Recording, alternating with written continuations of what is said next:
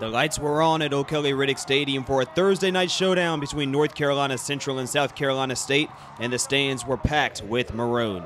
The Eagle defense wasted no time to start the party as Devontae Reynolds made a heads-up play. Ford's going to keep this one. They're going to run the option. It's intercepted.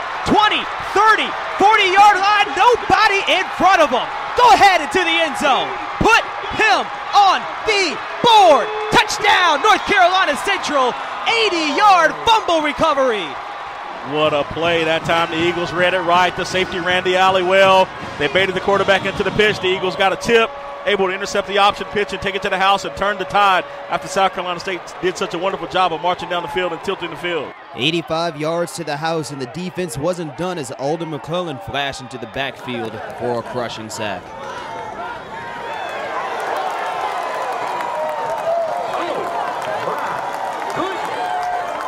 Late in the half, Chauncey Caldwell stays patient in the pocket and delivers a 27-yard toss to Jordan Fialto to send the Eagles to the half, trailing 21-14.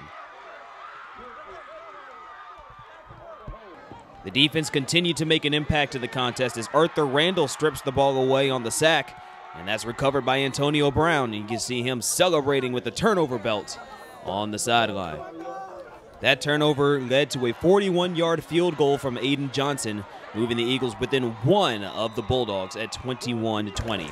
We'll move ahead to the fourth quarter where the Eagles are now down 28-20, and Naiil Ramadan comes in a pinch and connects with Jason Murphy from 20 yards out to make the score 28-26, but the two-point try was no good.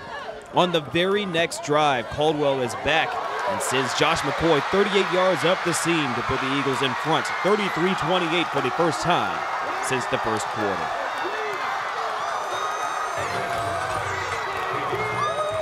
After that, the defense shuts the door, first with a tip pass from Reggie Hunter. And 2 plays later, Kawan Cox tracks down DeJuan Ford to keep the visitors at bay.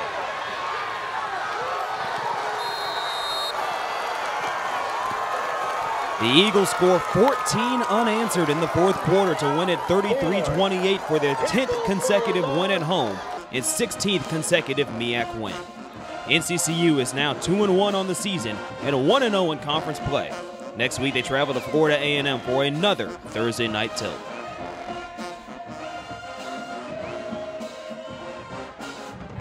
Fight against a tough South Carolina State team. You know, what does that kind of say about this program?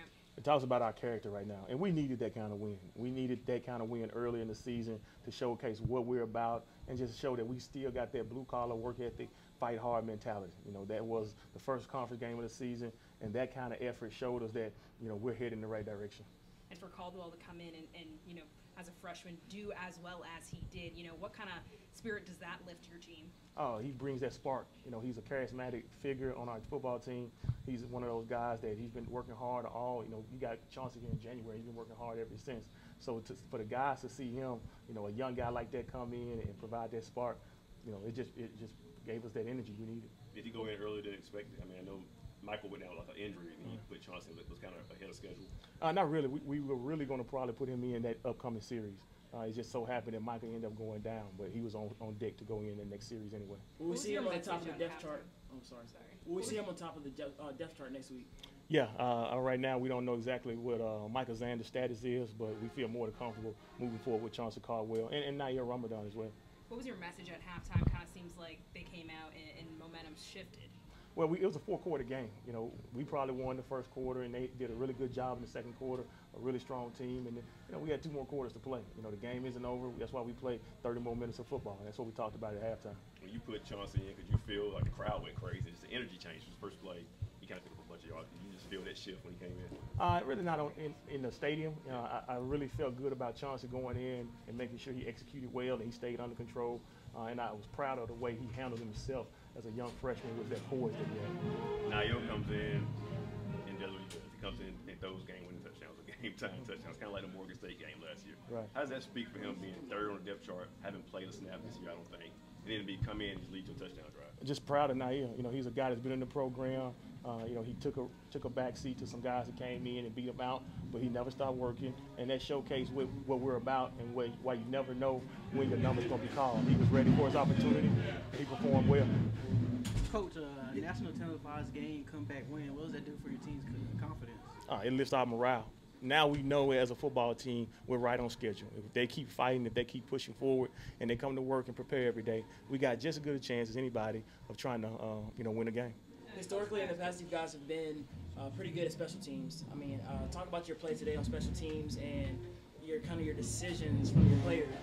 Well, Aiden Johnson, did a really good job knocking down those field goals for us. For the second week in a row, he came up huge for us. Nathaniel Tilkey is an all-conference guy that's been in our program 4 years. He did a good job of flipping the field when he had to as far as punt. Disappointed we got a punt blocked, but at the end of the day, we overcame. The guys continue to fight through, and they continue to overcome that adversity.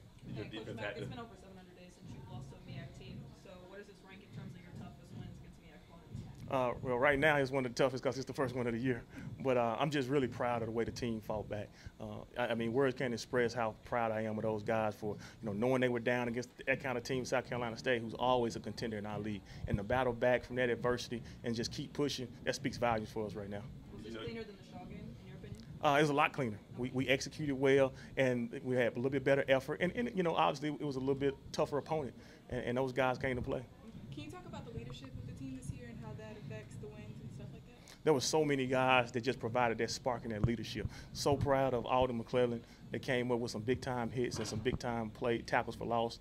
Obviously Chauncey Caldwell is a young man that was growing. And I saw our team come together some tonight. And that's what I haven't seen in the last 2 weeks. I finally saw that chemistry and that spark I was looking for. What does Reggie bring to the table as far as defense?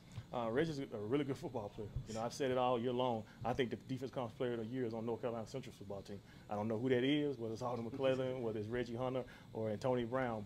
But those guys right now, they play really well and they play at a high level. Did you feel like your defense had to pitch a shutout in the second half? I mean, they gave up a touchdown, but did you feel like we can't give up more than that one scoring touchdown to win the game? Well, I wanted to see how they would continue to come back and compete. We talk about football being very similar to the game of life. It's going to be some adversities. I can't tell you we're going to pitch shutouts. That's probably not the reality of what's going to happen. Heck, I can't even tell you conference games are going to be blowouts. Most conference games are probably within 7 to 10 points anyway. So to see those guys continue to fight through for 4 quarters, that's what I would want to see more than anything. I know you wish they all could be not just excited or down to the wire, but are you kind of glad you got this tough character-building win in the first conference game? No doubt. I wouldn't have had it any other way. Obviously, we probably could have did a little bit better job of executing. But overall, when you get a win like that, that's going to speak values going forward down the road. In what way you think you can make the team better? Well, as overall team. We got to continue to get better on our eye discipline and some of our execution on the offense side of the ball. Obviously, it seems like we're going to be playing with some young quarterbacks, so we got to do a good job of putting them in position to be successful. But I think that this was the first step in doing that. Did you feel like I know Chauncey got a lot of called runs, but did you feel like at some point he had to be a big pass for you guys to win the game? I did. One of the things about Chauncey, he's a really good runner. He runs the football extremely well. But because of some of the things that they were doing on defense, we felt like the quarterback run game would probably be a little bit more efficient tonight, and it helped us out a lot. The thing I was impressed about Chauncey is when passes weren't there or when he didn't feel comfortable throwing the ball, he did take off and keep plays alive with his legs. And he'll get better. He'll grow as a passer as we keep going forward. What will you guys take from this week into next week's game? Just the intensity that you have to come to play with every week. Now we got 7 more conference games left, and it's going to take that kind of intensity to win those types of games. South Carolina State usually said they have a great defense. What makes your defense one of the best in the MEAC? I think the way those guys play with intensity. When you watch the guys like not just Alden, but the guys in the interior line like Jaquan and Raji, those guys, they play with a type of a sense of urgency and a type of intensity that we've been trying to preach for a long time. And I was glad to see them continue to fight through. What did you say to your team going into the fourth quarter being down 8 points?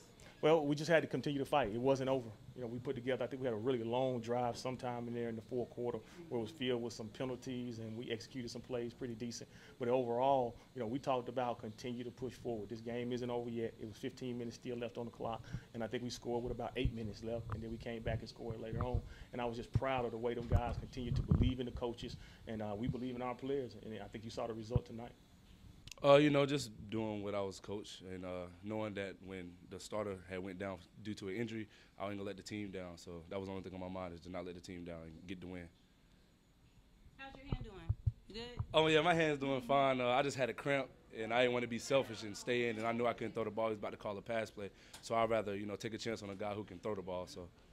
How big was that to, How big of a fan were you of Naiil? He goes in there, sits on the bench, first time playing this year, he goes in there and throws a big touchdown. Oh, yeah, I was very excited. You know, me and him are off the field. We are very close. We brothers. So, you know, it was just, you know, we're going to talk about it tonight. Like, yo, good job. We're going to celebrate. And then FAMU's next. What was it like playing in this environment tonight? Well, it was real fun. You know, I've been playing in this environment since – I'm from Durham, so I've been playing in this environment for years. So I just love it when my family and friends can come out that I grew up with and see what I can do. Did you hear the crowd react when you came in? No, sir, I didn't. I was locked in on what I had to do, so I didn't really hear. The crowd really got like hyped when you took the field. Oh, yeah. And then the energy just picked up. Can you feel that once you get on the field? No, so when I'm on the field, I'm just locked in and got to do what's their task. What did you see on that seam route pass to McCoy? Oh, actually, my O-line blocked it well, and I knew like they was gonna block it well, and then if I just read it, it's gonna be wide open. What did you see from the defense? Oh, they were split. They had two safeties in the sky, and there was nobody in the middle of the field, so I just took my time and made the throw. You know, they called a lot of run plays for you right out the bat. But did you feel like at some point you had to complete a big pass for you guys to win this game? Yes, so I knew at some point I had to do something, and the last thing on my mind was losing, and that wasn't gonna fly because we're not gonna lose at home, and that's what Coach Mack preached all week: do not lose at home, don't lose, period. And I wasn't about to let that happen. Yeah, it was a great team effort. You know, I felt like everybody came together, and you know, when it was time to make everybody make plays, we did it. Naiil, does this game remind you of any other game from last year? Yeah, I guess a little bit. Morgan State from last year, but you know, it's a new season, so we're trying to start a new journey. So. For you, how do you stay ready? I mean, you come in behind two other guys, and it's late in the game. How do you stay mentally sharp and ready on the sideline?